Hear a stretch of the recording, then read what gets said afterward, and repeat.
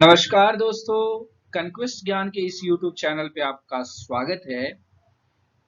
आज के इस वीडियो में हम लोग प्राचीन भारत के सीरीज में अगले पार्ट को देखेंगे, जिसमें हम लोग प्राचीन भारत के महत्वपूर्ण रचनाएं और लेखक के बारे में देखेंगे।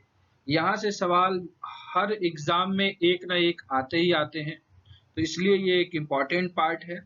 सीक्वेंस वाइज वीडियो चल रहे हैं। अगर आपने पहला वीडियो नहीं देखा है तो जरूर प्लेलिस्ट विजिट करिएगा और वहां पर आप देखिएगा, जिसमें हम लोग प्राचीन भारत के स्रोत के बारे में जिक्र किए हैं। तो चलिए देखते हैं कौन से महत्वपूर्ण रचनाएं हैं और उनके लेखक कौन कौन हैं। हम लोग बड़े आसानी से उसे देखेंगे। सवाल अक्सर घूम फिर करके इसी में से आते हैं। तो चलिए वीडियो शुरू करते हैं। तो आज की इस वीडियो में हम लोग देखने जा रहे हैं महत्वपूर्ण रचनाएं एवं लेखक के बारे में। तो एक तरफ लेखक का नाम आएगा और दूसरी तरफ आपको उसकी रचना दिखेगी। तो विज्ञानेश्वर जो है, ये लेखक का नाम है। इन्होंने मिताक्षरा की रचना की। उल्टा सवाल भी पूछा जा सकता है कि विज्ञानेश्वर ने निम्नलिखित में से किस रचना को किया या किस किताब को लिखा, तो मिताक्षरा उसका आंसर हो जाएगा। इसे ठीक वाइस वर्सा करके पूछा जा सकता है कि मिताक्षरा की रचना किस लेखक ने की है, तो विज्ञानेश्वर ने की है। तो जैसे कि आपको बता दें, विज्ञानेश्वर है, मिताक्षरा है। कैसे याद रखिएगा, तो विज्ञान से क्या होता है, मिथ। मिथ याद रखिए, मिथ मिट जाता है। तो विज्ञानेश्वर से मिताक्षरा आप कनेक्ट कर पा रहे होंगे। अगला जो इम्पोर्टेंट है वो है कालिदास। ये सवाल बार बार घूम फिर करके आता ही आता है। तो कालिदास ने की 3 रचनाओं को हम लोग देखते हैं जो महत्वपूर्ण है। वो है अभिज्ञान शकुंतलम, रघुवंश और मालविकाग्निमित्रम। इन तीनों से जो है पूछा जाता है कि मालविकाग्निमित्रम की रचना किसने की, तो कालिदास ने। तीसरा जो महत्वपूर्ण है वो विशाख दत्त के बारे में पूछा जाता है। तो इन्होंने बहुत ही चर्चित पुस्तक जिसका नाम मुद्रा राक्षस है उसको लिखा। साथ ही साथ देवी चंद्रगुप्तम जो है वो भी विशाख दत्त ने लिखा है। तो आप देखिएगा यहाँ गुप्त विशाख दत्त ऐसे करके आप याद रखिए, थोड़ा सा सिंक्रोनाइज करके। लेकिन मोस्टली मुद्रा राक्षस के बारे में पूछा जाता है। अगला जो इम्पोर्टेंट है वो है शूद्रक के बारे में। इन्होंने क्या लिखा, मृच्छ कटिकम। शूद्रक ने मृच्छ मृच्छ कटिकम पुस्तक की रचना की है। अगला जो इम्पोर्टेंट है वो है वात्स्यायन। वात्स्यायन ने जो है कामसूत्र की रचना की है। और राजशेखर ने काव्य मीमांसा, कपूर मंजरी, हरविलास या बाल रामायण। तो ये बाल रामायण के बारे में इनका 1-2 बार सवाल पूछा गया है, इसलिए इसे कवर किया गया है, क्योंकि रामायण से हमेशा कंफ्यूज हो जाता है लोग। तो बाल रामायण जो है राजशेखर ने लिखा है। चलते हैं आगे। आगे जो महत्वपूर्ण है वो है बाणभट्ट हर्षचरित ने लिखा है। बहुत ही चर्चित है, सवाल बार बार पूछा गया है। बिल्हन ने जो है विक्रमा विक्रमांक देव चरित लिखा है। बिल्हन ने क्या लिखा है, विक्रमांक देव चरित को लिखा है। अगला है अमर सिंह अमरकोश। अमर अमर एक बार में सिंक्रोनाइज है, अमर सिंह ने अमरकोश है। तो लेकिन ऐसे सवाल अक्सर नहीं ही पूछे जाते हैं। आगे है भास्कराचार्य सिद्धांत शिरोमणि, बहुत बार पूछा गया है। भास्कराचार्य की रचना क्या है, उनकी है सिद्धांत शिरोमणि।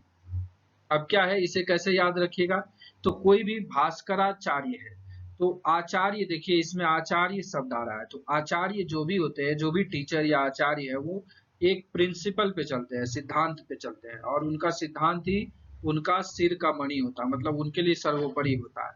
तो आसानी से आप सिंक्रोनाइज कर लिए होंगे कि भास्कराचार्य सिद्धांत शिरोमणि। आगे चलते हैं नागसेन। नागसेन ने क्या लिखा, मिलिंद पनहु। लेकिन आप देखिए इसको अगर याद करना चाहिए, नाग सांप से है, नाग मिलो नहीं, नाग कभी मिले नहीं।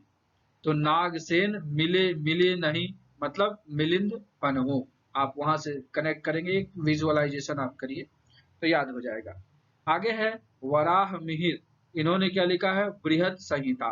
वराह, देखिए एक वराह अवतार लिया था, किसने, कृष्ण भगवान ने। तो बहुत ही बृहत रूप।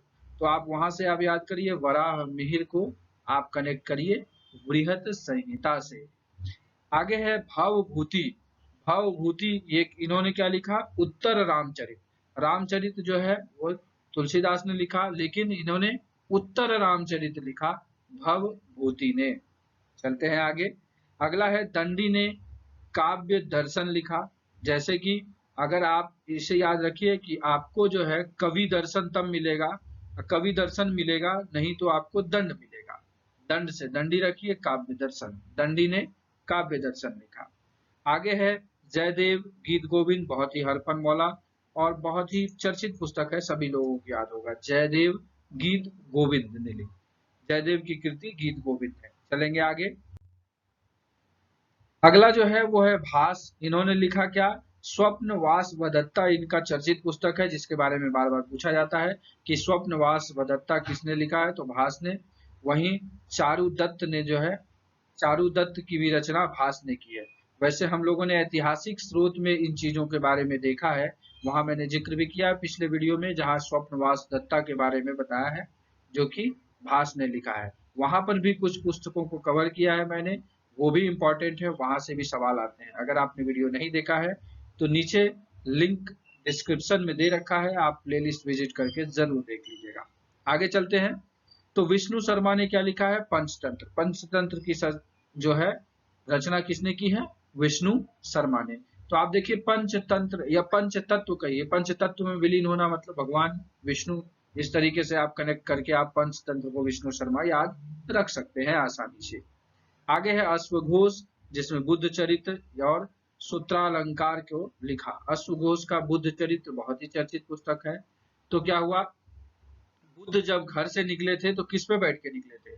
अश्व पे। ठीक है, जो बुद्ध के घर छोड़ने की जो है उसमें प्रतीक चिन्ह क्या है? अश्व माना जाता है। तो उससे आप याद रखिए बुद्ध चरित अश्वघोष। आगे देखिए वेद व्यास ने भगवत गीता और महाभारत लिखा। तो आसानी से आप भगवत गीता महाभारत वेद व्यास ने लिखा। आगे है भर्तहरि ने क्या लिखा? भक्ति शतक।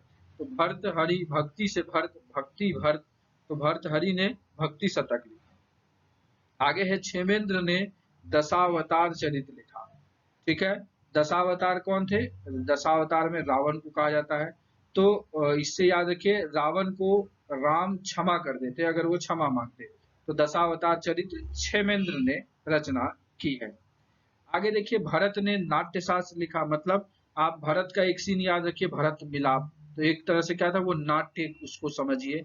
तो नाट्य शास्त्र याद हो जाएगा आपको, भरत ने नाट्य शास्त्र लिखा। आगे चलते हैं। वाल्मीकि हरफन मौला सवाल, रामायण की रचना की है। चलेंगे आगे। आगे जो रचनाएं हैं गोस्वामी तुलसीदास रामचरितमानस, इसके बाद हरिसेन, इन्होंने बृहत कथा कोश लिखा है। आगे है सारंग देव, सारंग देव ने संगीत रत्नाकर लिखा है। आप देखिए सारंग क्या है? संगीत का एक यंत्र है, सारंगी, सारंगी से कहके, तो सारंग देव से संगीत रत्नाकर। आगे देखिए सुश्रुत से सुश्रुत संहिता, बहुत ही आसान, उसी में नाम छिपा हुआ है। आगे है नागार्जुन, नागार्जुन में क्या है? सत सहस्रिका लिखा है। नागार्जुन ने क्या लिखा है? सत सहस्रिका। तो नागार्जुन, अर्जुन जो था वो क्या था? बहुत ही बड़ा धनुर्धर था, वो 100 निशाने लगा सकता था, 100 सह कर सकता था। तो ऐसे करके आप याद रखिए, तो सहस्रिका वहां हो जाएगा। सत सहस्रिका जो है वो नागार्जुन ने लिखा है। आगे है बिहारी ने सतसई लिखा। जैसे आप याद रख सकते हैं थोड़ा सा ये याद करने के लिए कि बिहारी जो है वो सुटुकसुई होता है, तो आप बिहारी से सतसई कर सकते हैं। और आगे नारायण भट्ट, इन्होंने हितोपदेश लिखा। मतलब नारायण सबका हित करते हैं, जो भी नारायण नारायण नारायण जपते हैं उनका हित होता है। तो नारायण भट्ट ने हितोपदेश लिखा। और सबसे अंत में सोमेश्वर, जिन्होंने क्या लिखा? कीर्ति कौमुदी के बारे में लिखा। जैसे सोमेश्वर ईश्वर की कीर्ति है, हम लोग मनुष्य को बनाए हैं, तो सोमेश्वर ईश्वर की कीर्ति, ईश्वर की कीर्ति, ऐसे करके याद रखिए। तो सोमेश्वर ने कौन सी किताब लिखी? कीर्ति कौमुदी को लिखा। तो इस प्रकार से इस वीडियो में हम लोगों ने जो भी महत्वपूर्ण प्राचीन भारत की रचनाएं थी और उनके लेखक, जहां से सवाल बार बार एग्जाम में घूम फिर करके आते हैं, उन सभी चीजों को कवर किया है। आशा करता हूं कि आपको यह वीडियो बहुत अच्छा लगा होगा, और अगर आपके लिए यह वीडियो उपयोगी साबित हो रहा है तो इसे अपने दोस्त के पास भी जरूर शेयर करिएगा, ताकि उसके लिए भी यह वीडियो उतना ही उपयोगी साबित हो जाए जितना आपके लिए हुआ है। अंत में इस वीडियो को ध्यान पूर्वक देखने के लिए आप सभी मित्रों का प्रेम पूर्वक दिल से धन्यवाद।